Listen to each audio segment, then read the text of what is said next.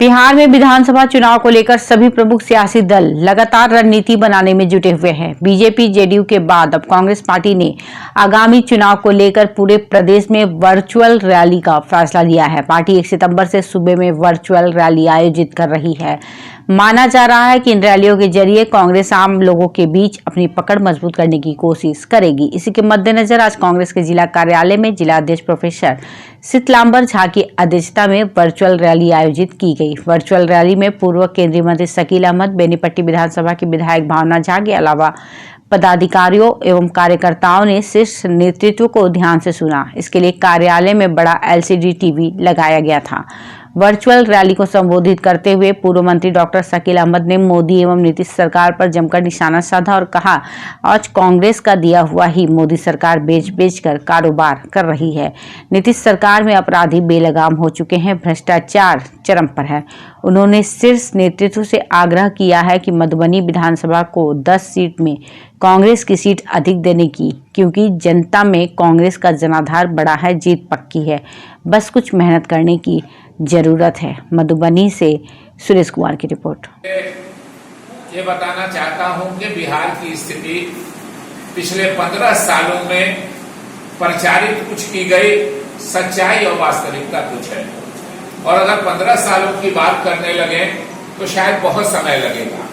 लेकिन 2-3 देश की भी और बिहार की भी जो ज्वलंत समस्याएं हैं, हमारे नौजवान देश भर में बेकार हैं, बिहार में भी बेकार हैं, मिथिलांचल में भी बहुत बेकारी है। मिथिलांचल गरीब एरिया रहा है, और निश्चित रूप से ये जान के हमारे नौजवानों को, हमारे देश के लोगों को खुशी नहीं होगी, अफसोस लगेगा कि पिछले 45 सालों में बेरोजगारी इस देश में सबसे ऊंचे स्तर पर है। जब भारतीय जनता पार्टी और जो उनके सहयोगी दल है बड़े पुराने, हमारे साथ थे नीतीश जी, उनके जो जदयू पार्टी है, इनका नारा था और इनका दावा था कि देश में 2 करोड़ लोगों को, नौजवानों को हर साल रोजगार मिलेगा। अभी कोविड आने के बाद लगभग 2 करोड़ 25 लाख लोग बेरोजगार हुए हैं।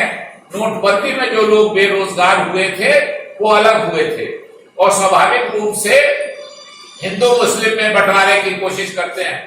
इस देश का हर आदमी जानता है कि अगर गरीबी ज्यादा है तो चूंकि जनसंख्या हिंदू समाज की ज्यादा है, इसलिए सबसे ज्यादा गरीब बेचारा हिंदू समाज का लोग होगा। बेरोजगारी अगर सबसे ज्यादा है 45 सालों में, तो जनसंख्या हिंदू समाज की ज्यादा है, सबसे ज्यादा बेरोजगार हिंदू समाज का लोग होगा। लेकिन एक मुल्क बनाने के लिए 80% हिंदू समाज को 15% मुस्लिम समाज से लड़ाने का षड्यंत्र जो एनडीए के लोग, जो भाजपा उसके सहयोगी दल करते हैं, देश के लोग उस बातों को समझने लगे हैं। अभी चर्चा की भावना झा MLA साहिबा ने, कोविड के बाद जो लोग लॉकडाउन हुआ, एक तो नरेंद्र मोदी जी ने देर से लॉकडाउन किया, राहुल गांधी जी ने फरवरी के शुरू में कहा था कि कोरोना की बहुत जबरदस्त बीमारी से भारत परेशान होने वाला है, उस पर ध्यान दीजिए। मगर मोदी जी पहले ट्रंप जी को बुला के नमस्ते ट्रंप करते रहे, उसके बाद मध्य प्रदेश की सरकार गिराने के इसमें उन्होंने ध्यान नहीं दिया और लॉकडाउन फरवरी में किया। दुनिया के जिस देश ने भी लॉकडाउन किया, उसने अपने देश के लोगों को कहा कि हम 1 हफ्ते के बाद, 10 दिन के बाद लॉकडाउन शुरू करेंगे, आप अपनी अपनी जगह पकड़ लीजिए। लेकिन मोदी जी ने हड़बड़ाहट में समय के पहले एक तरह से लॉकडाउन किया और समय नहीं दिया हमारे गरीब लोगों को अपनी अपनी जगह पकड़ने का। तो अपने हाथ में ले लिया और भारत सरकार दिशा निर्देश जारी करने लगी। हमारे पुलिस प्रशासन के लोगों को भी नहीं मालूम था कि किसको रोकना है, किसको नहीं रोकना है। इस वजह से देश में और बिहार में समस्याएं बढ़ी हैं। अभी बाढ़ में भी 2 बातों से नीतीश सरकार के प्रति लोगों की नाराजगी है ताजा दिनों में। वैसे महिलाओं पे अत्याचार के इतने केसेस बिहार में कुछ दिनों से बढ़े हैं, लेकिन कोविड के लॉकडाउन में जो हमारे जो गरीब लोग शहरों से लौट के आ रहे थे, जो मजदूर शहरों से आ रहे थे, उनके साथ जो सड़कों पर दुर्व्यवहार हुआ है, इसलिए क्या भारतीय जनता पार्टी की राजनीति है, देश के और प्रदेश के लोगों को समझना चाहिए एक तरफ हमारा मजदूर परेशान होकर आ रहा है और भारत सरकार और बिहार सरकार कोशिश कर रही है कि ये मजदूर वहीं रहें और जो बड़े पूंजीपति हैं उनका काम करें, और काम कैसे करें कि मजदूर कम हो जाएगा, कुछ न कुछ तो चला ही आएगा।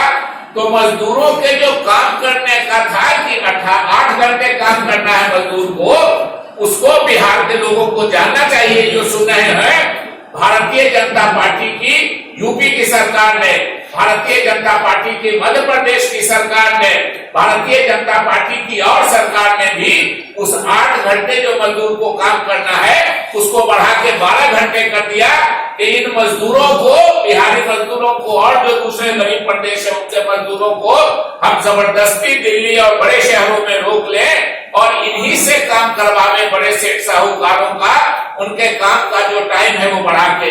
समय कम है, इसलिए इस नाकारा सरकार को राज्य सरकार भी और भारत सरकार भी, मधुबनी में स्वाभाविक रूप से हमारा मिथिलांचल का गरीब भूभाग है, मधुबनी विकास के रास्ते में है और मैं अध्यक्ष जी से इस बात में सहमत हूं कि अगर सीटों की संख्या बढ़ेगी इस जिले में तो मधुबनी के लोगों की कांग्रेस पे आस्था है, साथ लेके सबको चलने की बात करेंगे और हम सब लोगों को जोड़ने की कोशिश करेंगे। इसलिए आपका केंद्रीय नेतृत्व से भी आग्रह है कि पिछले बार 2 सीटें मिली थी, इस बार निश्चित रूप से दोनों लोकसभा क्षेत्र में को बैलेंस बनाने के लिए इस लोकसभा क्षेत्र में भी और अच्छी सीटें मिले, इसके लिए हम केंद्रीय नेतृत्व से आग्रह करेंगे। वैसे ये पार्टी का मंच नहीं है, मगर फिर भी मौका मिला है तो आपको और प्रदेश नेतृत्व को भी एक बात कहना चाहते हैं और एक बात कह के अपनी बात खत्म करना चाहते हैं।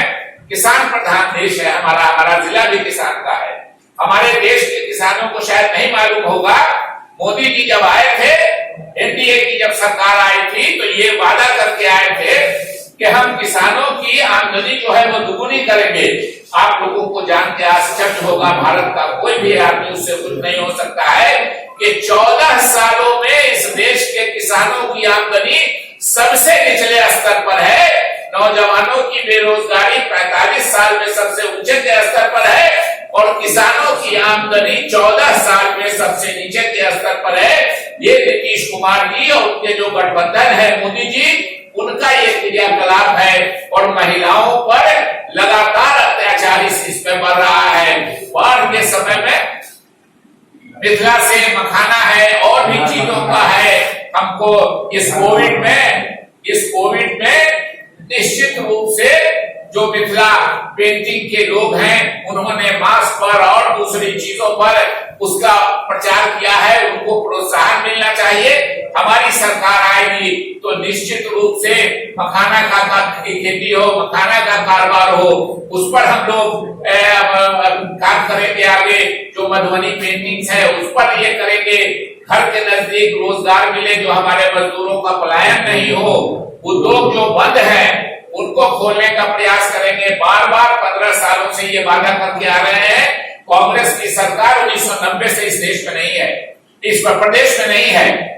90 से बिहार में कांग्रेस की सरकार नहीं है। जब कांग्रेस की सरकार थी तो चीनी मिलें खुली हुई थी हमारी, आपस में नया कारखाना क्या खोलेंगे, जो चीनी मिलें खुली थी उसको भी बंद कर दिया गया है। इसलिए हम आग्रह करना चाहते हैं बिहार के लोगों से, मधुबनी और मिथिलांचल के लोगों से। और हाँ, एक बात और भी जानकारी अध्यक्ष जी ने दिया है और ये चर्चा का विषय है कि पहले अनिवार्य विषय में मैथिली हटाई गई थी और उसी पर अन्याय हुआ था, हम लोग उसका विरोध कर रहे थे।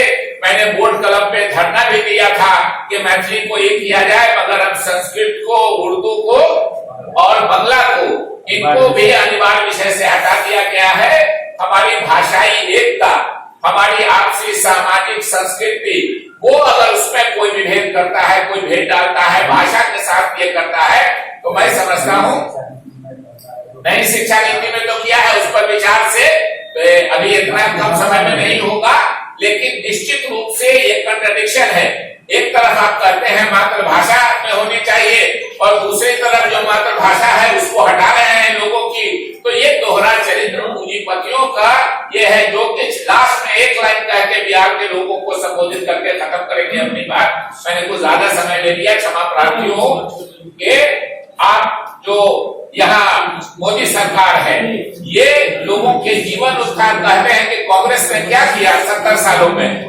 आज जो मोदी सरकार बेच रही है वो कांग्रेस का ही किया हुआ बेच रही है। चाहे LIC बेचे, चाहे BSNL बेचे, चाहे रेलवे स्टेशन बेचे, चाहे हवाई अड्डा बेचे, चाहे ट्रेनें बेच रही है, चाहे हिंदुस्तान एरोनॉटिक्स बिक रहा है। जो चीजें कांग्रेस ने अपने शासन में बनाई थी उन चीजों को ऑफिसरों को छूट दे रखा था, लूट खसोट के बाढ़ में क्या यहाँ समाधान हुआ है? हर साल बाढ़ आती है, हम लोग जूझते हैं, यहाँ की पब्लिक परेशान